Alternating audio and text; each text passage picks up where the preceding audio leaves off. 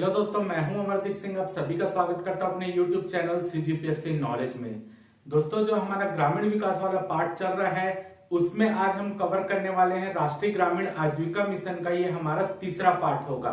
इसके पहले हमने राष्ट्रीय ग्रामीण आजीविका मिशन के अंतर्गत 2 पार्ट देख लिए हैं, जिसमें हम उसके अंतर्गत राष्ट्रीय ग्रामीण आजीविका मिशन के अंतर्गत भारत में पूरे क्या प्रावधान है और छत्तीसगढ़ में राष्ट्रीय ग्रामीण आजीविका मिशन के अंतर्गत कौन कौन सी उप योजना चल रही है, इस पार्ट को हमने कवर कर लिया है। आज की क्लास बहुत ज्यादा इंपॉर्टेंट क्लास है जो हमारी राष्ट्रीय ग्रामीण आजीविका मिशन के अंतर्गत है, और इससे आपके पेपर में जो क्वेश्चन आने की संभावना जो है वो बहुत ज्यादा है, क्योंकि जितने भी स्व सहायता समूह बनते हैं उनके अंतर्गत उनको जो भी ऋण दिया जाता है वो पूरा पार्ट हम आज की क्लास में कवर करने वाले हैं। और इस पार्ट से आपके पेपर में कोई ना कोई क्वेश्चन यहाँ पर आने की संभावना है।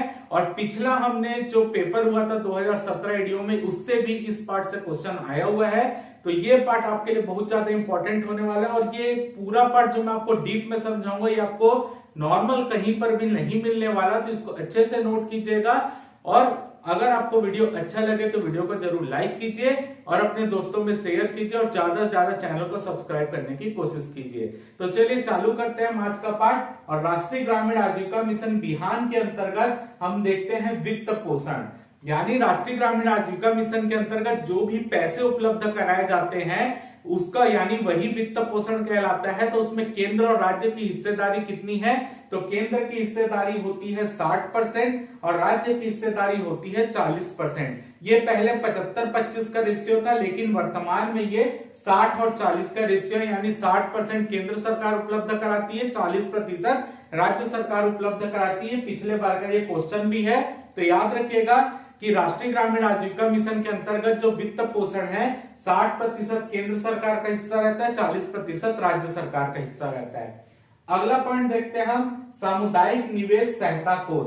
तो नाम से स्पष्ट है ये एक प्रकार का सहायता कोष है। तो सामुदायिक निवेश सहायता कोष से ही जो है 2 तरीके के निधियां उपलब्ध कराई जाती है। एक होता है चक्रीय निधि और एक होता है सामुदायिक निवेश निधि।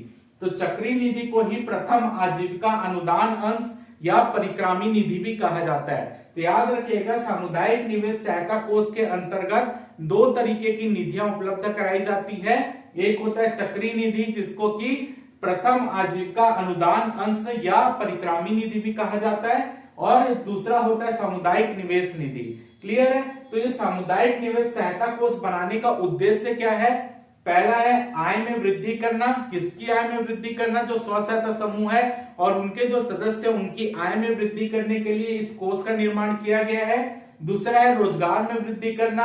अगर स्व सहायता समूह को पैसा दिया जाएगा यहाँ पे अनुदान के रूप में इस कोष से, तो उनकी आय में वृद्धि होगी, यानी उनको भी रोजगार के अवसर प्रोवाइड होंगे, क्योंकि उनके पास कुछ ना कुछ पैसा रहेगा किसी भी काम को प्रारंभ करने के लिए। और तीसरा जोखिम में कमी। जोखिम में कमी कैसा होगा? अगर इनके तरफ से पैसा मिल जा रहा है अनुदान के रूप में, अगर उसमें से मान लीजिए वो कोई उद्योग चालू कर रहे हैं, वो नहीं चल पा रहा है, या अगर हम चक्रीय निधि जब पढ़ेंगे, जब इसके अंतर्गत जो स्व सहायता समूह के सदस्य रहते हैं वो इन्हीं अनुदान राशि के तहत अपने ही समूह से ऋण लेते हैं। अगर वो ऋण नहीं लौटा पाते तो जो उनके पास जो जोखिम है, जो उनकी बचत कम हो सकती थी, वो इस अनुदान राशि के कारण वो जोखिम जो है थोड़ा सा कम हो जाता है। मान लीजिए कि समूह की जो बचत होती है वो 10,000 रुपए होती है मान लीजिए, और यहाँ पर जो है इस सामुदायिक चक्रीय निधि के तहत मान ले तो उनको 15,000 रुपए एक्स्ट्रा और मिलता है, तो उनके टोटल उनके पास कोष में कितने पैसे हो गए? 25,000 रुपए हो गए। तो अगर कोई इसी पैसे से कोई सदस्य स्व सहायता समूह का ऋण लेता है और अपने स्व सहायता समूह को ऋण नहीं लौटा पा रहा है, तो ऐसे में जो उनकी बचत मान लीजिए केवल 10,000 रुपए की रहती और इसी से वो पैसा नहीं लौटा पाता, तो देखिए जोखिम कितना ज्यादा हो जा रहा है। लेकिन अगर पहले से इनके पास अनुदान के रूप में पैसा और दे दिया जा रहा है, तो जो जोखिम पहले ज्यादा था वो कम हो गया, यानी नुकसान भी हुआ तो वो उनकी बचत से नहीं हुआ, इस अनुदान राशि से नुकसान हो रहा है। क्लियर है? तो यहाँ पे जोखिम में भी कमी आती है। तो ये इस तरीके से सामुदायिक सहायता निवेश सहायता कोष से जो है 2 तरीके की निधि होगी, चक्रीय निधि या परिक्रामी निधि, और दूसरा है सामुदायिक निवेश निधि। क्लियर है? अब हम सबसे पहले पढ़ते हैं चक्रीय निधि यानी रिवॉल्विंग फंड क्या होता है। इसको जब मैंने आपको पहले बताया था तो मैंने ऊपर ऊपर आपको बता दिया था केवल समझाने के लिए। आज मैं आपको इसको डीप में समझाऊंगा कि आखिर चक्रीय निधि बोलते किसको है। उस समय मैंने बताया डायरेक्ट बैंक से जो है उनको ऋण मिल जा रहा है और वो ऋण को लौटा दे रहे हैं तो दोबारा ऋण मिल जा रहा है तो उसको चक्रीय निधि बोलते हैं। मैं उस समय आपको कंफ्यूज नहीं करना चाहता था ताकि आपका बेस बन जाए इस निधि के ऊपर या इस चैप्टर के ऊपर। तो अब आपका बेस लगभग बन गया होगा। तो अब मैं आपको प्रॉपर चक्रीय निधि समझाता हूं कि ये काम कैसे करता है। ठीक है, तो सबसे पहले देखते हैं कि चक्रीय निधि क्यों दी जाती है। पहला कारण समूह के सदस्यों की खाद्य सुरक्षा के लिए, यानी जो स्व सहायता समूह अभी वर्तमान में ही बना है वो उनमें से कुछ पैसा लगाकर स्व सहायता समूह बनाए होंगे तो उनके पास अपने घर चलाने के लिए खाद्य सुरक्षा के लिए वर्तमान में पैसा नहीं रहता, तो इसी के लिए चक्रीय निधि के तहत उनको पैसा उपलब्ध कराया जाता है ताकि वो अपनी खाद्य सुरक्षा को पूर्ति कर सके। सेकंड है उपभोग संबंधी आवश्यकता उनकी और जो खाद्य के अलावा जितनी भी आवश्यकता होती है उसकी पूर्ति के लिए। तीसरा आजीविका संबंधी गतिविधियों को प्रारंभ करने के लिए, यानी रोजगार पाने के लिए कोई काम प्रारंभ करने के लिए चक्रीय निधि की राशि उनको उपलब्ध कराई जाती है। क्लियर है? तो चक्रीय निधि की राशि कितनी होती है? 15,000 रुपए की होती है और ये पूर्ण रूप से अनुदान की राशि होती है। याद रखिए चक्रीय निधि की जो राशि होती है वो 15,000 रुपए की होती है और ये पूर्ण रूप से क्या होती है? अनुदान की राशि होती है, यानी इस राशि को स्व सहायता समूह के द्वारा लौटाया नहीं जाता है। क्लियर है? अब मैं आपको प्रॉपर समझाता हूं कि चक्रीय निधि काम कैसे करते हैं। याद रखिएगा ये 15,000 की राशि पिछले बार के पेपर में आया हुआ है तो इस राशि को अच्छे से नोट कीजिएगा कि चक्रीय निधि या परिक्रामी निधि के रूप में 15,000 रुपए की राशि अनुदान के रूप में दी जाती है, ना कि ऋण के रूप में। ठीक है, अब मैं प्रॉपर आपको समझा रहा हूं ये कैसे काम करता है। देखिए एक चक्रीय निधि जो है ये राशि अनुदान के रूप में किसको दी जाएगी? स्व सहायता समूह को। अब स्व सहायता समूह के पास 15,000 रुपए की राशि आ गई। अब जो स्व सहायता समूह के किसी सदस्य को पैसों की जरूरत पड़ गई तो जो ये पैसा इनके पास आया है ये इसी में से अपने सदस्य को ऋण दे देगा स्व सहायता समूह। क्लियर है? यानी ये राशि स्व सहायता समूह को तो अनुदान के रूप में प्राप्त हो रही है, लेकिन अगर इसी राशि का प्रयोग स्व सहायता समूह के किसी सदस्य को करना है, उस सदस्य को अचानक से पैसों की जरूरत पड़ गई तो वो सदस्य कहां से ऋण लेगा? इस स्व सहायता समूह की जो ये अनुदान की राशि इनको चक्रीय निधि के रूप में प्राप्त हुई है ये सदस्य उसी से उस राशि को ऋण के रूप में प्राप्त कर लेगा। हो सकता है वो 1,000 रुपए ले ऋण के रूप में, 2,000 रुपए ले, तो ऐसा जो भी ये ऋण के रूप में प्राप्त करेगा इसको उसका ब्याज वापिस स्व सहायता समूह को लौटाना पड़ेगा। ठीक है, तो वो राशि समय समय पर डिपेंड करते हुए राशि चेंज होते रहती है कि कितने ब्याज दर पर इस सदस्य ऋण ले रहा है। ठीक है, तो जैसे ही ये सदस्य इस ऋण को लौटा देगा स्व सहायता समूह को तो स्व सहायता समूह के पास जो राशि है अब उसमें ब्याज की राशि भी ऐड हो जाएगी, यानी जो 15,000 रुपए था अब वो ब्याज की राशि ऐड कर देंगे तो वो 15,000 रुपया मान लीजिए 16,000 रुपए हो जाएगा, ब्याज को ऐड कर ले। तो उसके बाद दोबारा इस सदस्य को कभी जरूरत पड़ेगी तो इस सदस्य दोबारा इसको ऋण दे सकता है स्व सहायता समूह। तो ये राशि जो है यही जो उनके पास 15,000 रुपए की राशि चक्रीय निधि के रूप में प्राप्त हो रही है वो रोटेट होते रहती है, इसी के लिए इसको रिवॉल्विंग फंड या चक्रीय निधि बोला जाता है क्योंकि यही पैसा इनके पास जाता है और यही पैसा वापस इनके पास आ जाता है, फिर यही पैसे को ये वापस सदस्यों को ऋण के रूप में देते हैं और ये सदस्य वापस इनको लौटा देते हैं। तो एक चक्र के रूप में चलता रहता है, इसलिए इस निधि को चक्रीय निधि कहा जाता है। क्लियर है? तो याद रखिएगा चक्रीय निधि के रूप में किसी स्व सहायता समूह को 15,000 रुपए का अनुदान दिया जाता है और वो 15,000 रुपए जो राशि स्व सहायता समूह को प्राप्त हुई है वो अपने ही सदस्यों को उस राशि को ऋण के रूप में देता है और वो ऋण के रूप में जो भी उसको ब्याज प्राप्त होता है वही रोटेट होता रहता है इन सदस्यों के बीच, इसी को बोला जाता है चक्रीय निधि। अब समझ आया? मैं उस समय आपको सरल फॉर्म में बैंक से रिलेट करके बताया था ताकि आपको वहां पर कोई कंफ्यूजन ना हो। यहां मैं आपको पूरी तरीके से स्पष्ट किया हूं कि चक्रीय निधि एक्चुअल में कैसे रोटेट होती है। क्लियर है? अब हम देखते हैं कि किसी भी स्व सहायता समूह को ऐसा थोड़ी कि कोई स्व सहायता समूह बनेगा तुरंत 15,000 रुपए अनुदान दे देगी, ऐसा नहीं होता। उस स्व सहायता समूह को ये पैसा प्राप्त करने के कुछ मापदंड होते हैं, यानी कुछ क्राइटेरिया फिक्स किया गया है कि कैसे किसी भी स्व सहायता समूह को कब वो पात्र हो जाएगा चक्रीय निधि पाने के। अब हम वो क्राइटेरिया देख लेते हैं कि कब कौन सा स्व सहायता समूह पात्र हो जाता है। पहला है रिवॉल्विंग फंड स्व सहायता समूह को तब दिए जाएंगे जब उन्होंने सीआरपी प्रशिक्षण पूरा कर लिया हो। सीआरपी क्या होता है? Community resource person. सीआरपी प्रशिक्षण क्या होता है? ये गवर्नमेंट के द्वारा कराया जाता है। जब स्व सहायता समूह बनता है तो गवर्नमेंट 4 मतलब हर ग्राम में 4 सदस्यों का एक दल बनाती है और उस दल को भेजा जाता है गांव-गांव में। तो वो दल जाकर गांव में जो भी स्व सहायता समूह बनते हैं उनको प्रशिक्षण देते हैं और वो प्रशिक्षण प्राप्त कर मतलब उनको ये बताते हैं कि कैसे स्व सहायता समूह के अंतर्गत पंचसूत्र का पालन करना है। ठीक है, वो मैं पंचसूत्र अभी नीचे बताऊंगा क्या वो पंचसूत्र यानी साप्ताहिक बैठक आपको करनी है, कैसे अपने लेखाओं को बनाना है, ये सब पूरा प्रशिक्षण जो है ये एक सीआरपी दल जाता है। वो सीआरपी दल ही जो 4 सदस्यों का दल रहता है वो इस स्व सहायता समूह को प्रशिक्षण देता है और इस प्रशिक्षण करने के बाद स्व सहायता समूह तैयार होता है। किसी भी मतलब ये प्रशिक्षण लेना उनके लिए कंपलसरी है, वरना इस प्रशिक्षण के बिना उनको चक्री निधि नहीं मिलेगी। सेकंड पॉइंट है सेल्फ हेल्प ग्रुप स्व सहायता समूह द्वारा मिनिमम 3 माह तक पंचसूत्र का पालन किया गया हो। यानी अब ये पंचसूत्र क्या होते हैं ये समझा के जाएंगे। अब उस समझाने के बाद अगर वो स्व सहायता समूह न्यूनतम 3 महीने तक उस पंचसूत्र का पालन करता है, मैक्सिमम 6 महीने तक है। यानी ये अवधि जो है इस पंचसूत्र के पालन करने की वो 3 से 6 महीने, मैंने आपको स्वर्ण जयंती वाले में भी पढ़ाया था, 6 महीने तक उनको पूरा स्व सहायता समूह अगर वो पालन करता है तो उसके बाद जो है वो चक्री निधि के लिए तैयार हो जाता है। तो वैसे ही जो है मिनिमम 3 महीना होता है, मैक्सिमम 6 महीने तक हो सकता है।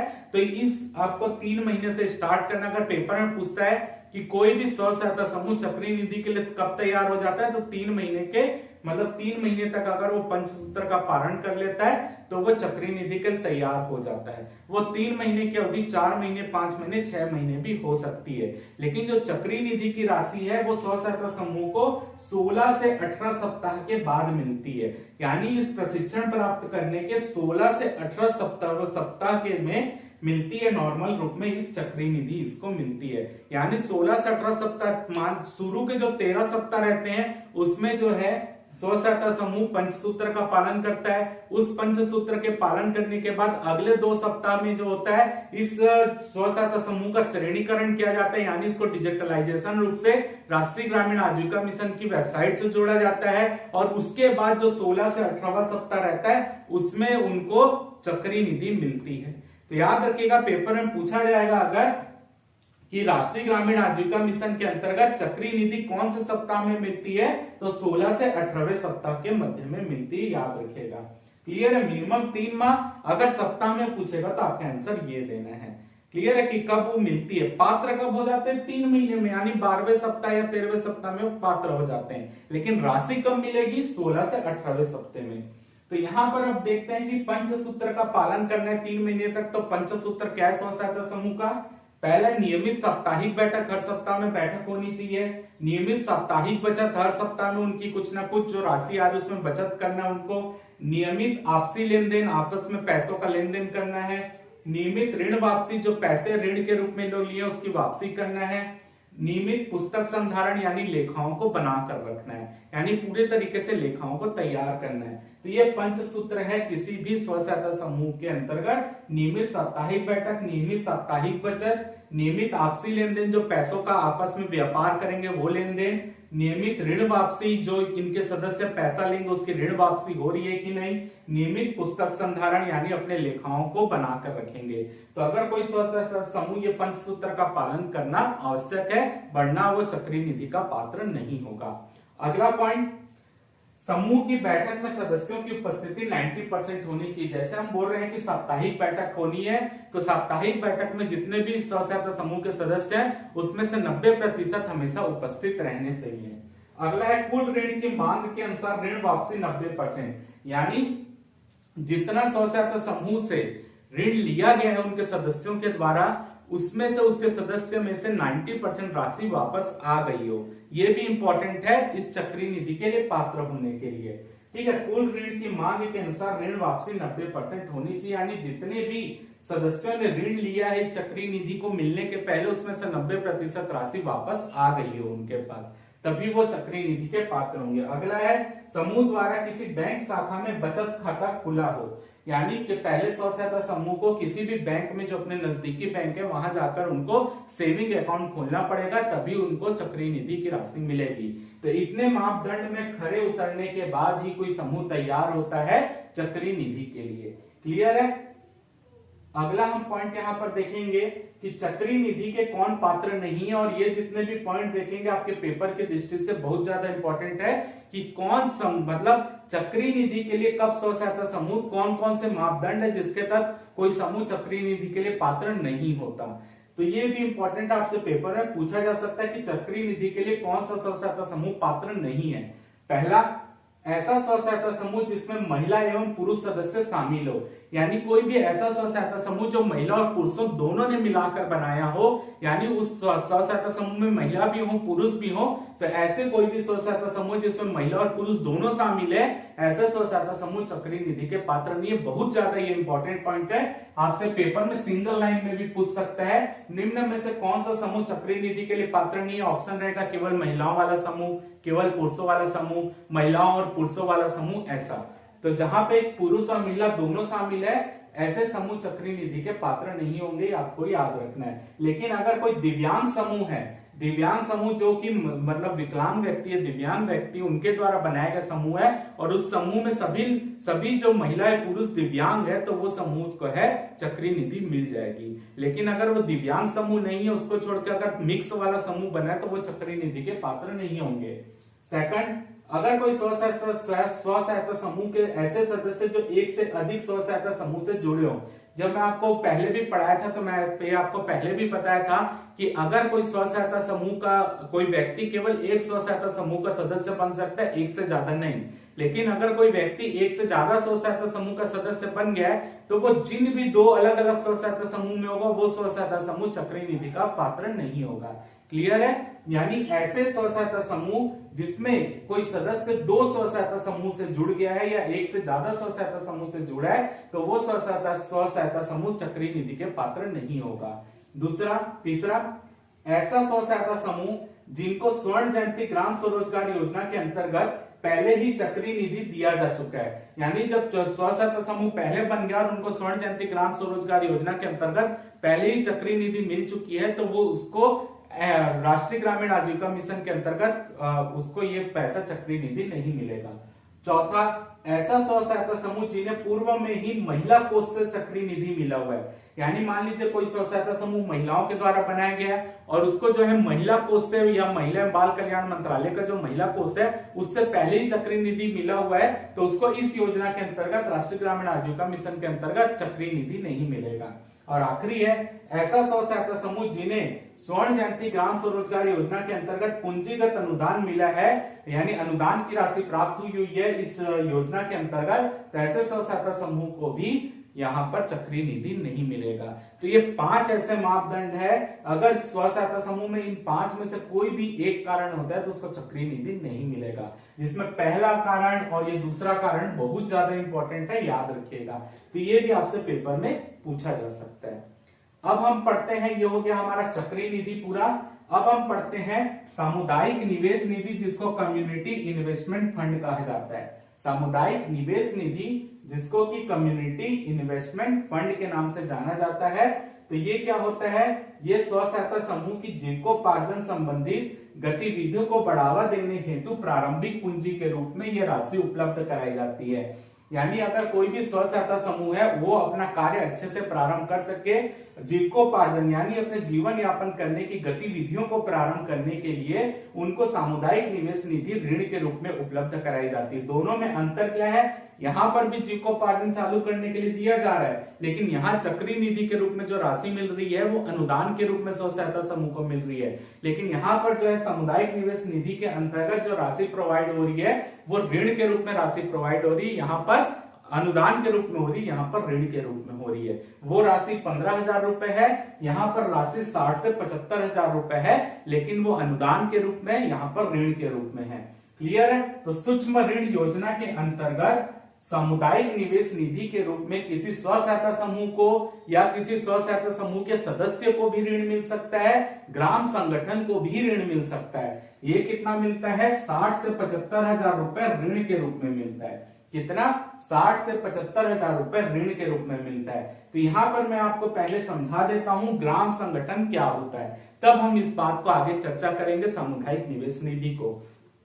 देखिए, एक ग्राम में कई सारे स्व सहायता समूह काम करते हैं, तो हम ये देखेंगे कि उस ग्राम में 10 से 15 मतलब हम ये देखें कौन कौन से स्व सहायता समूह बहुत बेहतरीन काम कर रहे हैं। एक ग्राम में बहुत से स्व सहायता समूह काम करते हैं, उस स्व सहायता समूह में से हम चयन करेंगे 10 से 15 स्व सहायता समूह का जो बहुत बेहतरीन तरीके से काम कर रहे हैं। उन 10 से 15 स्व सहायता समूह को जोड़कर हम बना देंगे ग्राम संगठन। तो उस 10 से 15 स्व सहायता समूह के जितने भी सदस्य होंगे वो उस ग्राम संगठन के भी सदस्य होंगे। क्लियर है? तो फिर से बोल रहा हूं, ग्राम संगठन क्या होता है? एक ग्राम के भीतर जितने 10 से 15 ऐसे ग्राम स्व सहायता समूह जो बहुत बेहतरीन तरीके से काम कर रहे हैं, उन स्व सहायता समूह का चयन करके उनको आपस में मिलाकर ग्राम संगठन बना दिया जाएगा। उस ग्राम संगठन, उस स्व सहायता समूह जो उसमें शामिल है उसके जितने भी सदस्य होंगे उस ग्राम संगठन के भी सदस्य होंगे। क्लियर है? अब ग्राम संगठन के ऊपर क्या होता है? संकुल स्तरीय संगठन, जिसको हमने पिछली क्लास में भी पढ़ा हुआ है। अलग अलग ग्राम के लोग मिलकर जो बनाते हैं समूह, उसी को बोला जाता है संकुल स्तरीय संगठन। तो एक विकास खंड में 4 संकुल स्तरीय संगठन होते हैं। क्लियर है? एक विकास खंड में 4 संकुल स्तरीय संगठन हो सकते हैं। ठीक है, अब यहां पर मैं आपको समझाता हूं कि सामुदायिक निवेश निधि कैसे दी जाती है। तो देखिए, जो संकुल स्तरीय संगठन होता है उसको गवर्नमेंट की तरफ से 1 से 2 करोड़ रुपए सामुदायिक निवेश निधि के रूप में दिया जाता है। यानी जो मैंने यहाँ पर कोष बताया सामुदायिक निवेश सहायता कोष, तो हर संकुल स्तरीय संगठन को जो हमारी गवर्नमेंट है वो 1 से 2 करोड़ रुपए उस कोष में अनुदान के रूप में जमा करती है। इस कोष में अनुदान के रूप में जमा करती है उस संकुल स्तरीय संगठन के पास। अब वो संकुल स्तरीय संगठन जो है वो राशि ऋण के रूप में देता है किसको? ग्राम संगठन को। संकुल स्तरीय संगठन कोई राशि ग्राम संगठन को देता है ऋण के रूप में। संकुल स्तरीय संगठन को राशि कैसे प्राप्त हो रही है? अनुदान के रूप में। लेकिन संकुल स्तरीय संगठन वो राशि किसको दे रहा है? ग्राम संगठन को दे रहा है ऋण के रूप में। अब उस ग्राम संगठन का काम क्या है? उस ग्राम संगठन जो गांव में बना है उसमें जो काम करने वाले स्व सहायता समूह हैं, उस ग्राम संगठन जो इस ग्राम में बनाया गया है उस गांव में जितने भी स्व सहायता समूह हैं, अगर उनको कभी पैसों की जरूरत पड़ती है तो वो ग्राम संगठन उस स्व सहायता समूह को वो पैसा ऋण के रूप में उपलब्ध कराएगा। यानी संकुल स्तरीय संगठन से जो पैसा ऋण के रूप में ग्राम संगठन प्राप्त कर रहा है, वो ग्राम संगठन वही पैसा ऋण के रूप में किसको दे देगा? स्व सहायता समूह, या अगर स्व सहायता समूह के किसी सदस्य को भी पैसे की जरूरत पड़ी तो वो स्व सहायता समूह के किसी सदस्य को भी पैसे ऋण के रूप में दे सकता है। तो फिर से मैं समझा दूं, संकुल स्तरीय संगठन के पास गवर्नमेंट पैसा देती है अनुदान के रूप में। संकुल स्तरीय संगठन उस पैसे को ग्राम संगठन को ऋण के रूप में देता है और ग्राम संगठन उस पैसे को स्व सहायता समूह या आपका स्व सहायता समूह के किसी सदस्य को ऋण के रूप में उपलब्ध कराता है। केवल यहाँ पर अंतर यह है कि जो संकुल स्तरीय संगठन ग्राम संगठन को जो पैसा देगा उसकी जो ब्याज दर रहेगी वो अलग रहेगी, और ग्राम संगठन जो पैसा किसको देगा? स्व सहायता समूह को या स्व सहायता समूह के सदस्य को, उसकी जो ब्याज दर रहेगी वो अलग रहेगी। क्योंकि जो ब्याज दर अलग अलग रहेगी तभी तो ग्राम संगठन भी पैसा कमाएगा, और ग्राम संगठन भी पैसा कमा के वो किसको वापस देगा? संकुल स्तरीय संगठन को। तो वो जो अनुदान की राशि जो उनके पास 1 से 2 करोड़ रुपए इस कोष में रहती है वो बढ़ते रहती है, क्योंकि ब्याज की राशि उसमें ऐड होते रहती है। क्लियर है? तो याद रखिएगा कि जो स्व सहायता समूह जो रहते हैं उनको सामुदायिक निवेश निधि कहां से प्राप्त होती है? उनको सामुदायिक निवेश निधि जो है वो ग्राम संगठन से प्राप्त होती है, और ग्राम संगठन को सामुदायिक निवेश निधि कहां से प्राप्त होती है? संकुल स्तरीय संगठन से प्राप्त होती है। तो यहां पर याद रखें, ये इसको फिर से हम प्रारंभ करते हैं। देखिए, अब यहां पर देखिए संकुल स्तरीय संगठन ब्लॉक में 4 हो सकते हैं, मैंने बताया। 1 से 2 करोड़ रुपए का अनुदान उनको गवर्नमेंट की तरफ से मिलता है। संकुल स्तरीय संगठन को एक क्लस्टर स्तरीय संगठन भी कहा जाता है। ठीक है, तो ये क्लस्टर जो किसके? ग्राम और हमारे जनपद के बीच जो स्तर रहता है उसको ही क्लस्टर बोला जाता है। तो जो ग्राम संगठन के पास पैसा देंगे, ये ग्राम संगठन सेल्फ हेल्प ग्रुप को यानी स्व सहायता समूह को भी ऋण के रूप में दे सकता है, उसके सदस्य को भी ऋण के रूप में दे सकता है। अगर इनको पैसा लौटाना होगा तो ये पैसा किसको लौटाएंगे? ग्राम संगठन को लौटाएंगे। ठीक है, क्योंकि ये इसी से ऋण ले रहा हूं। ग्राम संगठन किसको देगा? संकुल स्तरीय संगठन को देगा। क्लियर है। अब यहाँ पर देखते हैं पुनर्भुगतान की प्रक्रिया। राशि कितनी दी जा रही है ऋण के रूप में? 60 से 75,000। तो पुनर्भुगतान की प्रक्रिया क्या है?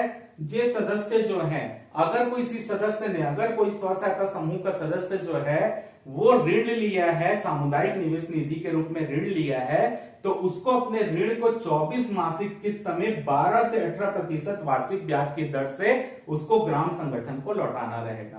क्लियर है।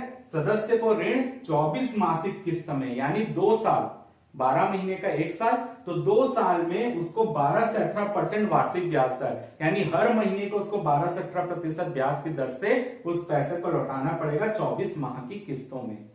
अगर कोई स्व सहायता समूह पैसा लिए सामुदायिक निवेश निधि, तो उसको 40 मासिक किस्तों में 9% वार्षिक ब्याज की दर से उसको पैसा लौटाना पड़ेगा। कितने माह की किस्त में? 40 महीने की किस्त में 9% वार्षिक ब्याज की दर से। अगर कोई ग्राम संगठन ऋण ले रहा है, जैसे मैंने बताया संकुल किसको देता है? ग्राम संगठन को ऋण देता है, तो ग्राम संगठन को 80 माह किस्त में 6% वार्षिक ब्याज की दर से उसको लौटाना रहता है। तो इसको 80 महीने की किस्त में लौटाना है, तो मतलब किस्त की संख्या ज्यादा हो रही है तो महीने में जो पैसे की राशि होगी वो कम हो जाएगी। तो जितना मान लीजिए जितने महीने कम होते हैं उतनी राशि ज्यादा होती है देने की। अगर महीनों की संख्या ज्यादा है तो प्रति महीने जो दी जाने वाली राशि है वो कम हो जाती है। तो याद रखिएगा, सदस्य 24 मासिक किस्त में 12 से 18% वार्षिक ब्याज की दर से पैसा लौटाना रहता है। इनको स्व सहायता समूह को 40 मासिक किस्त में 9% वार्षिक ब्याज की दर से, और ग्राम संगठन को जो पैसा लौटाना है वो 80 मासिक किस्त में 6% वार्षिक ब्याज की दर से। तो देखिए यहाँ पर ब्याज की राशि वो भी कम है और 80 माह में इनको लौटाना है, यानी इनके पास कहीं ना कहीं पैसे बचेंगे। क्लियर है। क्योंकि ये सदस्य जो है इनको 24 महीने में 12 से 18% वार्षिक ब्याज से दे रहा है, यानी ये राशि भी इनके पास आएगी, ये राशि भी इनके पास आएगी। और जब ये लौटाएगा ग्राम संगठन संकुल स्तरीय संगठन को, तो ये राशि इनके पास कुछ ना कुछ पैसा बच जाएगा। ठीक है, तो इससे ग्राम संगठन की भी कमाई हो गई। तो जो ग्राम संगठन के पास जो पैसा बचेगा इस पूरी प्रक्रिया के दौरान, उसी से वो बनाएगा आपदा कोष। आगे मैं इसको बताऊंगा। क्लियर है। तो यहां पर आपको ये मैंने प्रक्रिया बता दी, ये पूरी ब्याज दर बता दी, याद रखिएगा।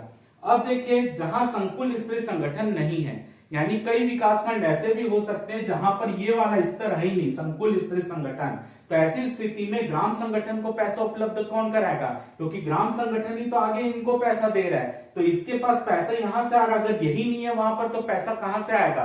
तो वहां पर जो है BMMU रहेगा, ब्लॉक मिशन मैनेजमेंट यूनिट, यानी जनपद स्तर पर, विकास खंड स्तर पर एक यूनिट स्थापित की जाएगी, वो जो है ग्राम संगठन को पैसा उपलब्ध कराएगा। या तो BMMU होगा, BMMU नहीं है तो वहां पर DMMU होगा, डिस्ट्रिक्ट मिशन मैनेजमेंट यूनिट होगा। क्लियर है। तो जहां पर संकुल स्तरीय संगठन नहीं होता वहां पर जो है पैसा BMMU यानी ब्लॉक स्तर, जनपद स्तर के जो यूनिट रहेगा वो पैसा देगा। अगर वहां पे ब्लॉक स्तर की यूनिट भी नहीं है तो वहां पे डिस्ट्रिक्ट जो यूनिट होगा वो पैसा उपलब्ध कराएगा। क्लियर है। तो ये हो गया आपका पूरा सामुदायिक निवेश निधि, जिसके अंतर्गत ब्याज दर जो है और उनके पूरा प्रक्रिया मैंने आपको समझा दिया। अगला देखते हैं bank credit linkage. Bank credit linkage क्या होता है? जो महिला स्व सहायता समूह होते हैं उनकी वित्तीय आवश्यकताओं की पूर्ति के लिए उनको बैंकों से जोड़ा जा रहा है। यानी यहाँ पर जो ऋण दे रहे हैं ये तो सामुदायिक निवेश कोष से मिल जा रहा है, उसके अलावा भी बैंक क्रेडिट लिंकेज होता है जिसके तहत महिला स्व सहायता समूह को बैंकों से जोड़ा जा रहा है और उस महिला स्व सहायता समूह को अपने जो भी उनको अपनी जो वित्तीय आवश्यकता है उसकी पूर्ति के लिए बैंक 3% ब्याज दर पर उनको ऋण उपलब्ध कराएगा। और जो ऋण होगा वो रिपीट लोन होगा या रिपीट ऋण बोल सकते हैं, 6 से 7 वर्ष तक का। यानी रिपीट ऋण का मतलब 6 से 7 वर्ष तक लगातार उनको बैंक की तरफ से ऋण उपलब्ध कराया जाएगा और राशि अलग अलग बदलते रहती है, वो राशि उनकी आवश्यकता के अनुसार उनको ऋण उपलब्ध कराया जाएगा और उनको समय समय पर वो ऋण 3% ब्याज दर पर तय समय पर लौटाना भी रहेगा। अगर वो प्रॉपर तरीके से लौटाते रहते हैं तो 6 से 7 वर्ष तक उनको रिपीट लोन मिलता रहेगा।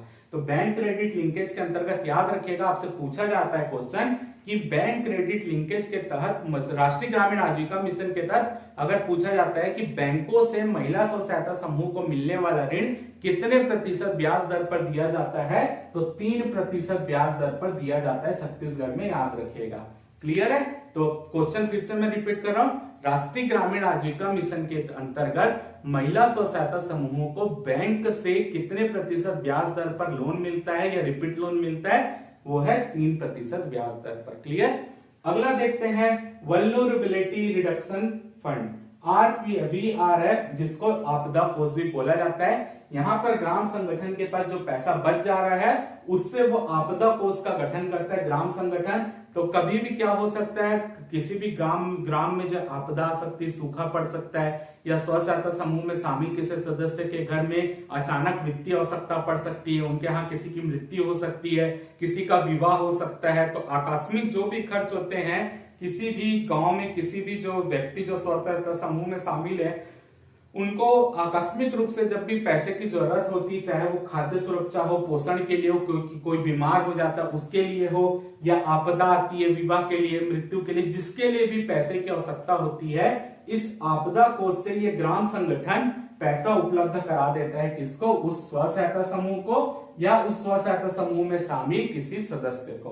क्लियर है? इसकी ब्याज दर काफी कम रहती है, चेंज होता रहता है, फिक्स नहीं है। तो काफी कम ब्याज दर पर यह ऋण उपलब्ध कराया जाता है आपदा कोष के माध्यम से, VRF के माध्यम से, जिसको आपदा कोष बोलते हैं। आपदा कोष ग्राम संगठन के पास होता है और ग्राम संगठन किसी भी आपदा के समय या किसी विवाह हो रहा है, किसी की मृत्यु हो रही है, कोई बीमार है या खाने की जरूरत है, ऐसे में किसी स्व सहायता समूह के उसके सदस्य को ऐसे आकस्मिक परिस्थितियों में कम ब्याज दर पर ऋण उपलब्ध कराने के लिए कोष का निर्माण ग्राम संगठन में किया जाता है। क्लियर है? तो यहाँ पर हमने जो इंपॉर्टेंट पार्ट है वो कवर कर लिया है। मैं एक क्लास इसका और लूंगा और इससे संबंधित एक अन्य योजना भी है जिसके अंतर्गत हम कौशल्य योजना पढ़ेंगे, दीनदयाल उपाध्याय कौशल्य योजना, वो भी हम देखेंगे और इसकी कार्यान्वयन एजेंसी भी देख लेंगे कि इस योजना को पूरा कार्यान्वयन कौन कर रहा है। तो हम कल से एक नई योजना भी, वही कौशल्य योजना इसी का भाग है, लेकिन उसको हम एक अन्य नया योजना मान के चलेंगे।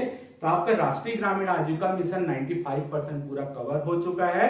आप एक भी क्वेश्चन पूरा जो भी पेपर में आप बना के देख लीजिए, केवल एक क्वेश्चन जो है जो NRLM के अंतर्गत आता है, लेकिन वो जब तक स्व सहायता समूह नहीं पढ़ेंगे वो आपको समझ नहीं आएगा। तो जब हम स्व सहायता समूह पढ़ेंगे तो उसको मैं वहां पे बताऊंगा। बाकी आपका पूरा पार्ट कवर हो चुका है, आप इसका स्क्रीनशॉट ले लीजिए।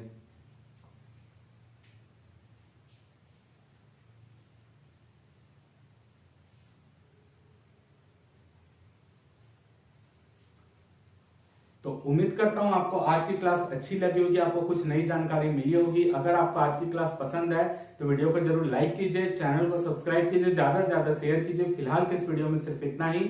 जय भारत, जय छत्तीसगढ़।